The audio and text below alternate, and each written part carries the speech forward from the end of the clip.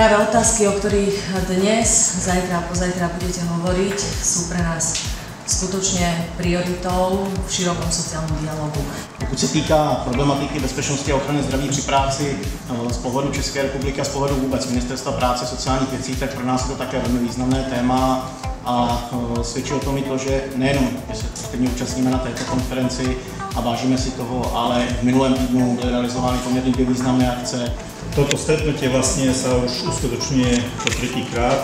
Toto je druhý ročník samotnej konferencie, predtým ten minulý ročník, čo bol workshop na samotnej pôde BOSPA, tak považujeme za veľmi dôležitý krok a dôležitú oblasť, v ktorej sa angažovanie v oblasti stavebníctva otvára, pretože aj z nášho pohľadu vidíte, aké máme silné zastúpenie v oblasti Inšpekcie práce. BOSPO members, ISHCO members contribute to society, to our lives by working towards a safe, healthy and sustainable built environment for all people. Takisto aj pre nás je veľmi dôležité, aby sme sa na takýchto akciách mohli podieľať, pretože to je základ a základná hodnota v našej spoločnosti, pretože v spoločnosti Skanska sa celosvetovo bezpečnosti práce, udržateľnému rozvoju vedujeme strategicky a systematicky.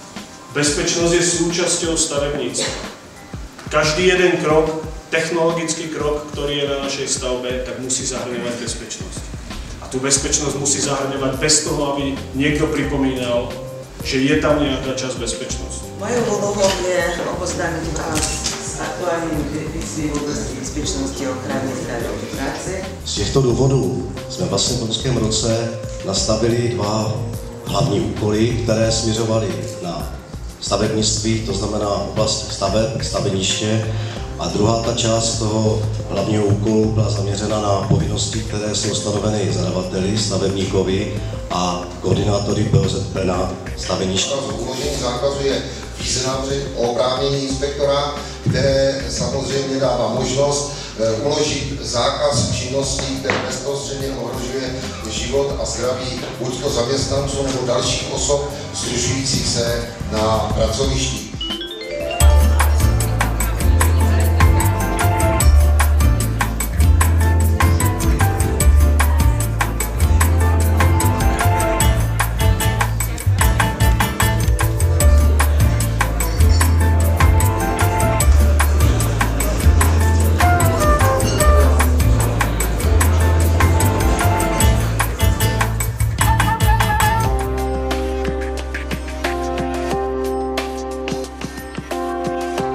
Môžeme hovoriť o troch úrovniach bezpečnostných predpisov, ktoré platia v rámci všetkých štátov EÚ a tieto sú veľmi porovnateľné a podobné.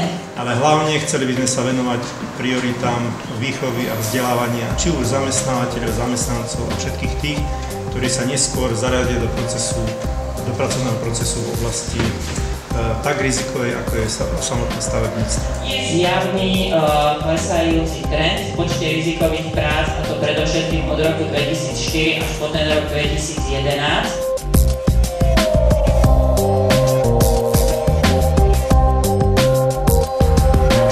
A ten průměr, který vlastně vychází, je zhruba 900 km.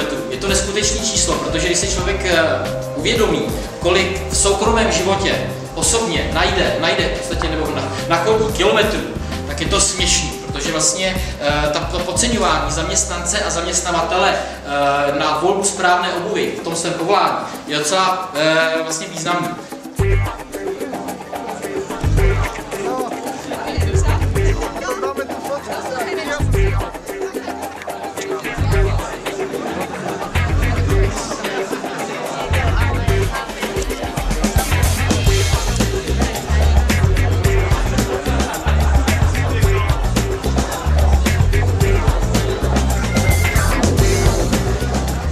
Vážené dámy, vážení páni, dovolte, aby som vás privítal na raute a mal možnosť ho otvoriť.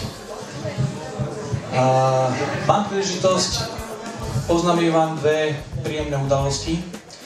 Prvou udalosťou je, že nás navštívil pán štátny tajomník, magister Branislav Ondruš, ktorého vítam. Veľmi pekne vám ďakujem. Veľmi pekne ďakujem aj za privítanie. a za pozvanie. Veľmi ma mrzí, že som sa dnes nezúčastnil na otvorení tohto podujatia, ktoré si osobitne vážim. A to preto, lebo máme viacero na Slovensku podujatí obdobného charakteru, ale predsa len to, že na tomto podujatí sa zúčastňujú aj naši priatelia a kolegovia z Českej republiky, dáva punc výnimočnosti tomuto podujatiu a práve preto som veľmi rád, že táto tradícia tu je, už si to dovolím tak nazvať, a že sa bude ďalej aj udržiavať a samozrejme na to chcem vyjadriť podporu aj zo strany Ministerstva práce, sociálnych vecí a rodiny. A druhou významnou udalosťou je, že dneska oslavuje narodeniny generálna riaditeľka pani magistra Magdalena Dobišová do spoločnosti Skanska.